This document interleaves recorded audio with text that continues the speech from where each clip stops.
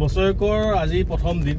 যোৱা বছৰটো বহুত ঘাট প্ৰতিঘাৰৰ মাজতে গ'ল। হয়তো যোৱা বছৰটোৰ কাৰোবাক বেয়াকৈ কৈছোঁ, কাৰোবাক মৰমেৰে কৈছোঁ, কাৰোবাক বহুত সহায় কৰিছোঁ, কিজানি কাৰোবাক ভুলবশতঃ তেওঁক ক্ষতিও কৰিছোঁ। গতিকে যাক যাক ক্ষতি কৰিলোঁ তেওঁলোকক ক্ষমা বিচাৰিছোঁ। যাতে ভুলবশতঃ হৈছে মোৰ ক্ষতিটো। আপোনালোকক যদি ভুল কৰিছোঁ ক্ষমা কৰি দিব।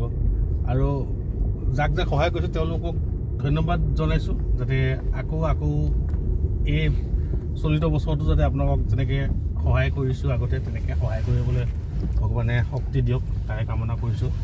আৰু অসমৰ প্ৰতিজন ব্যক্তিকে, প্ৰতিজন অসমীয়াকে, ভাৰতৰ প্ৰতিজন ব্যক্তিকে, প্ৰতিজন ভাৰতীয়কে নৱবৰ্ষৰ শুভেচ্ছা জনালোঁ। আৰু অহা 22 জানুৱাৰী তাৰিখে ৰাম মন্দিৰ প্ৰতিষ্ঠা হ'বলৈ গৈ আছে।